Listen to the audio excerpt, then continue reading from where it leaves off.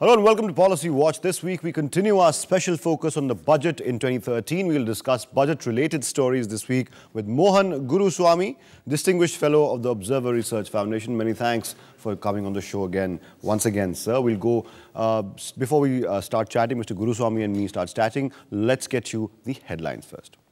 The budget draws closer. The economic survey and the railway budget just days away. Expectations high from dream worker Chidambaram. RBI says private companies as well as public sector units can set up and run banks, paving the way for business houses to enter the sector.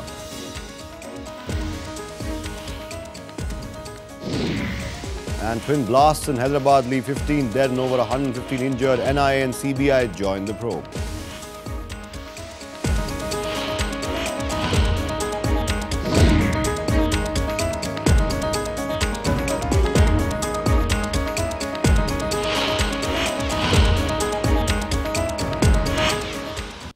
Those are the headlines, and now let's get straight into our first topic of discussion. The country's push towards austerity in Budget 2013, most analysts say, can have an unintended impact of adding inflationary pressure to the economy.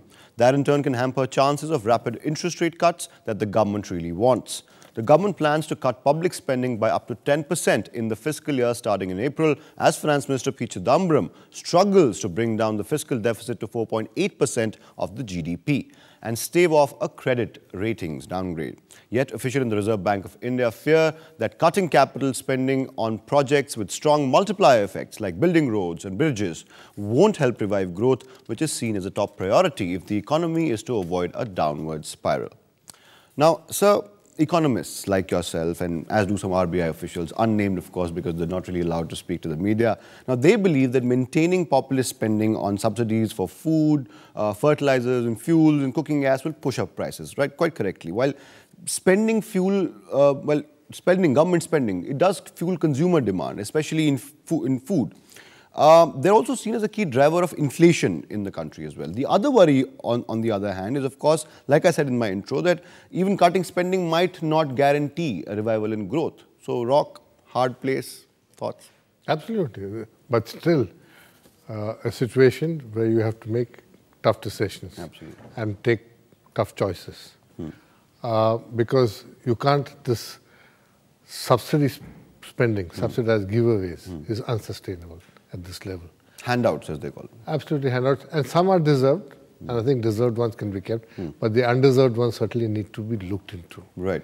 And this leakage of subsidies also needs to be looked into. And I think there should be a serious rethink on this. The capital expenditure in the budget is now floating around about 10% or less. And you've got to get that up. Unless you get capital expenditure up, you're not going to get revenues up. If you don't get revenues up, you don't have savings, and things like that. So you've got to reverse the cycle and get back to the growth cycle. And that's what we're hoping Mr. Chidambaram will do. Well, I hope so. But unfortunately for him and for the nation and for the economy as a whole, it's an election year. Right. And we don't have a national consensus.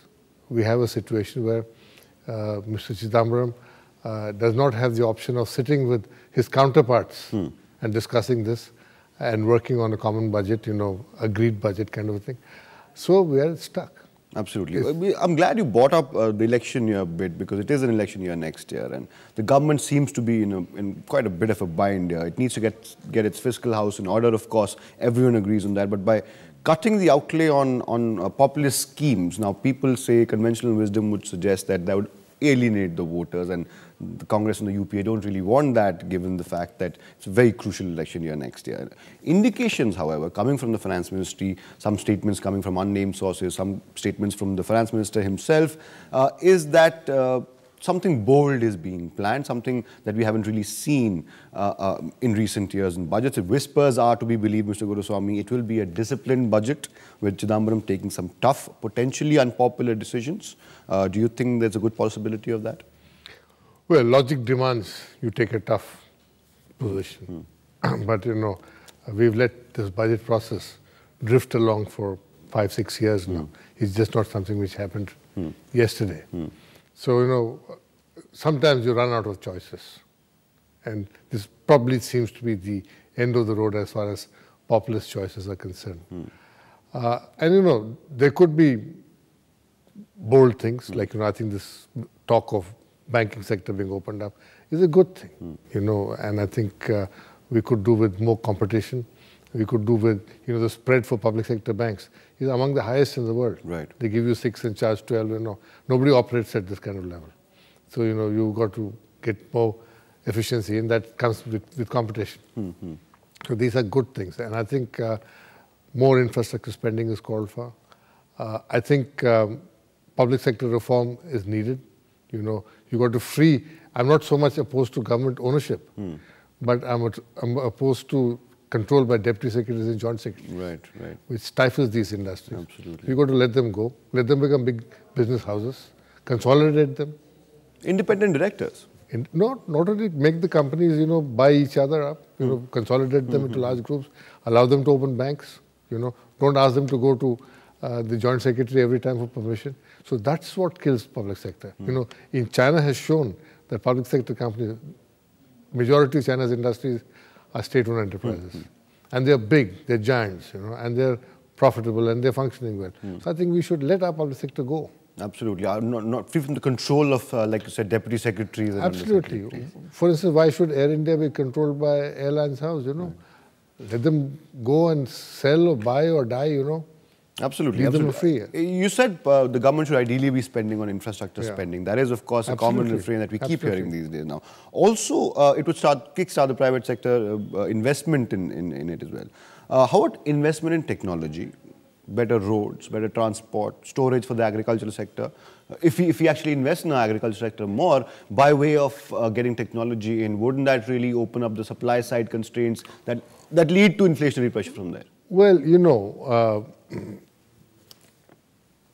these are spending which the government must do. You can't expect private sector to do. Private sector comes into business. Right. They have a yearly balance sheet and they have to cater to that. So they're looking for short-term gains. These are all long-term investments which the state has to make. You can't abandon your responsibility and go away and say, no, I'm giving it to the private sector to do. The private sector cannot wait for 40 years for a road to recover its costs. So I think government should spend up infrastructure spending, direct spending, of its own. And that will create multiplier effects, it create demand for steel, for cement, for electrical cabling, for employment, all kinds of things, And this is good spending rather than subsidy. The subsidy goes up in smoke. But where is the spending really happening? I'll tell you where it is happening. Savings on capital investments planned in the budget will be reallocated to help a 22.27 billion food security bill. And these are dollars I'm talking about. Where do you stand on the food security bill? Well, I think some of it, a bit is required, but you should be in control. I think... But are you okay with the current draft of the food security bill? I am not. I think it's too widespread, broad-based, it's not targeted. Like PDS, it'll all end up in the wrong hands. It's not been thought out properly. Like the Narega, on the face of it, I would rather seen directed spending, saying that, okay, this village needs a school building, 2 roads. Give them that. Give them that. So they will create employment for people for that work. But this is kind of money without tasks. So you don't know where it's going. Right, right. And that is what is dangerous. Absolutely. Now, let's talk about the RBI for a bit. RBI Governor Subba Rao has privately sent his concerns to Mr. Chidambaram and the Finance Ministry. Now, he was in Moscow last week, I think, speaking at the G20 summit. He made it very clear last week that the central bank, the Reserve Bank of India, is going to look at the headline figure, going to look beyond the headline figure of inflation this time around. They're going to examine the government's budget deficit very carefully and also examine the kind of spending cuts that Mr. Chidambaram is planning. It looks unlikely, Mr. Guruswamy, that given the fact that inflation is still sort of out of control right now, growth is at about 5% annually now, according to latest projections. They did cut interest rate, I think, just a couple of months, 1 month back. It looks unlikely for the rest of the year, at least, there'll be another interest rate cut. I don't think so. It's too late now. I think, we'll have to wait for the budget. Of course, RBI governor saying all these things is fine, but he's saying it in Moscow. But will Delhi let him do it? RBI still pretty much controlled by North Bloc, So absolutely. Not likely. You know. Right. On that note, sir, we'll take a small break right now. We'll come back. We'll discuss more of the budget in just a bit. More budget-related stories coming up on the other side of this break. Don't go anywhere. Mohan, Guruswamy and I will still be chatting when you come back. Welcome back to Policy Watch. Increased spending on social welfare and other benefits are the norm in any Indian budget. But will the tone of this budget be different? Will Mr. Chidambaram steer clear of populist measures even this close to an election? Whether the government will reduce borrowing in the next fiscal year is too close to call right now, but economists say its resolve to cut spending might reignite investor confidence. Finance Minister P Chidambaram will deliver the annual budget on February the 28th. His last full budget before the country goes to polls early next year. Analysts expect spending cuts to be mainly focused on fuel subsidies and defence. India's fuel subsidy bill swelled by almost 73% in 2011-2012 compared to the previous year, while defence allocation rose 18% in the last budget. Mr. Guruswamy, the finance minister, went on a road show recently. He went to Singapore and other investment destinations, and he urged big businesses and big businessmen to come back to India, to invest in India like they did in the boom years when the economy was growing at close to 9%. Now, Mohan Singh wants animal spirits to come back into the economy. Do you think this budget will convince, say, big investors, foreign investors, to come back to India in a big way? I'll tell you, the reality is very different. If you look at who's investing in India, almost 65% comes from Mauritius, Singapore and Hong Kong. Right. That's mostly Indian money coming back. Rerouting it back. It's called round-tripping. Round-tripping. Yeah. It's round-trip money. So India must look good to Indians. Money will come back. Okay. You don't have to go to Hong Kong and or wherever he went, Moscow, or wherever, to attract money. Money is here. Money is here. Money is controlled from here, sitting in Swiss banks or wherever, Singapore banks or wherever. You've got to bring it back and make it attractive for people to invest. So let me rephrase that question. Will after the budget, will India look good to Indians who matter, who have the money again? Well, I hope so, because that is the name of the game. Right. You know, this is where you're going to get your investment from. If the government doesn't have money to invest, then you should get private investment. Right. And last year, FDI dropped. And I think we should get it back to $50–60 billion a year. At least this is what you should target. Right. And, and go for it. There are all kinds of schemes you can offer, all kinds of attractions you can offer to bring that money back in. I don't know if it's in the budget. By now the budget is it's pretty much said and done. Yeah. I don't know if it's there. Yeah. But that would be a good thing to do. The big question to ask is, am I doing the right thing for my party, or am I doing the right thing for my country? That's the big question. Always a tough choice. Absolutely. Tough choice, when you sit in government, when you're working on budgets, this is a choice you have to make. Right. And it's always very difficult to make. I hope he resists the pressures within his party to do the right thing for the country. Right. And the right thing intellectually also for him.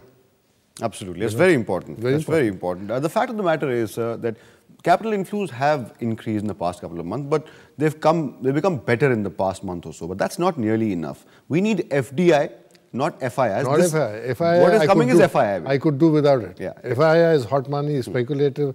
It's here to draw money out. I mean, we must be realistic about FII. Right. Okay. We're all engrossed with the stock market and how Sensex goes up. But FII does nothing, does zilch. Right. To the economy. Right. FDI creates jobs, creates value addition, creates all kinds of things. That's what we should go for. Right. I'm not enamored by FII at all. And Matter of fact, the velocity of that money, I'd like to get a little Tobin tax in, which he tried earlier. Right. Because this has got to stop. Right. This, what about that tax? What really happened to that? It was a good idea when it started. This is a howl and protest. A lot of unthinking stuff. Investment is going to stop. And it's all vested interest. Guys in the stockbroking business all making a noise, You should just stare them down and say, get going, I'm not here to support your livelihood. Right. Or your expensive Ferraris. Absolutely. You should focus on FDI. Right, absolutely. Let's talk currency and increasing revenues. Increasing revenues. And, tax revenues. So tax revenue is very important. You can't give away things. And we are a very lowly taxed nation. The rich get away, the corporates get away with lots of adjustments and benefits. I think you got to tax people. What about inheritance tax? That was a good idea as well, but there is some opposition to that as well. Well, yeah, why should inheritance be untaxed? It's a sound economic logic. Yeah, it's just a little, some tax, you got to make a beginning. And I think you should lower the boom on the small scale sector. A lot of big companies are arranged as small scale companies to produce the same item and sold under one brand. Lower the boom there, say that everybody has to get used to paying some kind of excise duty. So lower the boom there, you got to do lots of things. You got to be tough, bold. Absolutely. And Chidambaram has got the right He's the right background for it. He's the right but man. Whether he gets the political support to do it is the big question.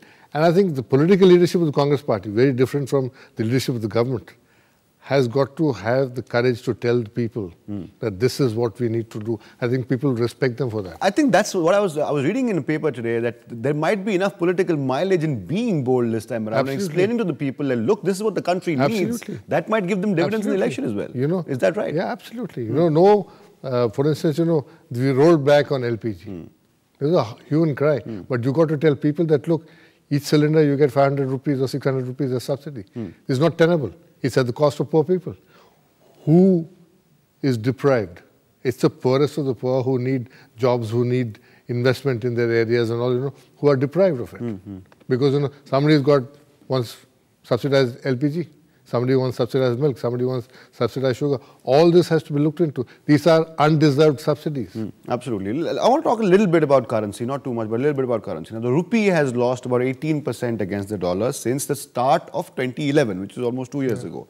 The decline was limited to 3.5% in 2012. The rupee has sort of bounced back, gained 1.2% from the start of this year. What's your outlook on the rupee for the next year?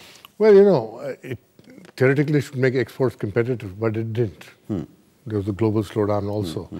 But, a lot of the reason is that a lot of the money is not coming back. There's been a lot of illicit flows of money out of India. There's a parallel economy. There was $123 billion in the last 10 years which went out. And there are a lot of Indian companies also investing out. So there's been, it seems like a net outflow of investment. That has to be reversed. You've got to look at that carefully. I think you've got to crack down on people who are doing this illicit exports of money and, holding back export earnings, not bringing it back. But larger picture, do you see the rupee slightly gaining ground again this year? I don't think so. I don't think, Not in the short term anyway. I think it's a ratchet mechanism. Once it goes down, it stays there. You can only slow down further. Right. So, upward movement or downward movement as you see it. It's a slightly gloomy outlook for the rupee. Maybe in the short term, perhaps in the medium and long term, it might just bounce back. We'll have to wait and watch on that. Another break right now. We'll come back after the break for our third and most important story this week. Don't go anywhere. Welcome back to Policy Watch. This is our budget special week. Now, when there is a slowdown, the consequence is the exact opposite, said Mr. Chidambaram at the K. Subramaniam lecture earlier this month. The FM has promised a responsible budget. Wary of a sovereign ratings downgrade, the government appears to dispel the notion that it would go on a spending binge to woo the voter with liberal handouts. Surely this budget would have sensible measures to boost growth. But some intelligent populism never hurt anyone. Someone told me that recently. And at least the government would make sure that its proposals do not hurt anyone. Take farmers, for example. Will the government announce another farm loan waiver? The Congress party cadre has already raised the pitch for a write-off, saying it will help the party win these elections. Now, Mr. Guruswamy, in order to improve India's credit worthiness, so to say, one cannot just do it through the budget. A very respected columnist wrote that in a business paper, and I was reading that in the morning. He said that measures outside the budget is what really matter to show that you're really serious and to some extent the government has really started. Look at the LPG and the diesel pricing mechanism as well. Also, rail fares have increased as well. There might be another passenger hike coming in the rail budget. Now, all these are steps in the right direction. Agree? Yep. I agree. And what is the next step after that, leaving the budget aside for a bit? Next step, of course, would be to get more return for the state's investments. And how does one really ensure that? Yeah, but you see, you've got huge investments in the public sector. Public sector together is bigger than our private sector. And it doesn't give you that return The profits you make are due to administrated prices. Right. Okay. Apart you remove that, then you're on a hole. So you got to make them produce more, make them profitable. You only do that by restructuring. Ownership doesn't really matter. If you get the right structure, it matters. And then you can also disinvest. You can get public participation in these companies. You can probably get better values if you let them go. Right. You know? Right. So I think that is one important thing. Two is to increase the tax base. Lots of people who don't pay taxes. You know, it's ridiculous the amount of people who pay taxes in the country actually. You know, number of PAN card holders and number of people. So I think you got to get more. And you know, service tax. I think 50% of small business in the country don't pay service tax. All the retailers and all this. So I think you got to increase collection. I think some kind of incentivization of collection is called for. I think management of the revenue side of government is more important. You need monthly monitoring, auditing of performance targets, you know, related to assessment of officers and so on. These are all things, you know, management things. And he's in Harvard MBA. Chidambaram should bring all this education into play out here. Absolutely. You know? Absolutely. Instead of letting things go like a regular politician. He needs to stand up and be counted. He needs to manage. Right. Very important. Right. As far as credit ratings go, I mean, I don't want to spend too much time on credit ratings right now. Not really important for our show. But as far as credit ratings do go, do you think the FM has that on the back of a mind somewhere as well? Perhaps while making perhaps which is the toughest budget of his career, do you think that's playing on his mind as well? Well, it shouldn't play so much. It shouldn't play so much. A lot of the credit rating business is a bit of a flim-flam thing. You know, right. There are all kinds of things involved in between. One of them is getting sued right now. One of them is getting sued right now. And rightly so. Yeah. You know, these guys are there to make money. So, you know, they make money by pointing fingers at others. Absolutely. And I think, and sometimes there's a consideration for pointing fingers. I think you shouldn't take them that seriously. Right. But you should do what you think is the right thing. Are such deficits sustainable? Are such subsidies sustainable? These are questions we should ask ourselves. We not be so concerned about what these guys, today they downgraded Britain. So one last bit on the program, one last point. The central theme of the budget, of course, is going to be fiscal consolidation. Everyone agrees on that. Anything else that comes to mind? And do you also think Mr. Chidambaram, like you said, our Harvard MBA finance minister, will he be able to strike a balance between tightening the fiscal side and maintaining the growth side? He will try. Certainly he will try, and you can't fail him for not making an effort. I think he'll make a good effort. He probably will try to carry it through his colleagues. I think budget will see a good part of it in it. But will he stay? Will he roll back? For instance, the LPG subsidy you were talking about was effectively rolled back to 12, which means that, you know, everybody gets it. Yeah. So, you know, will he roll back? There was a finance minister before who made a reputation for rolling back. So, you know, is this finance minister going to roll back? I don't know. Right. But he's going to make an effort, at least we agree. He'll certainly make an effort. Absolutely. Yeah. On that note, sir, we'll end the program. Mohan Guruswamy, thank you so much for joining us on Policy Watch. That, of course, was our regular featured guest, Mr. Guruswamy, giving his views on the budget. Budget, of course, is next week. Remember, very close to this particular day, of course. This week, we won't give you key takeaways because this was a special budget show. But we can say one thing. Our fingers are crossed for Mr. Chidambaram, of course, who has to strike a balance between tightening the fiscal side of the economy and also reviving growth. No mean task for anyone, but like I keep saying again and again, if anyone can do it, it's the current finance minister. This time around, that's all we have on Policy Watch this week for you. We'll see you after the budget. Goodbye, good night, and thank you for watching.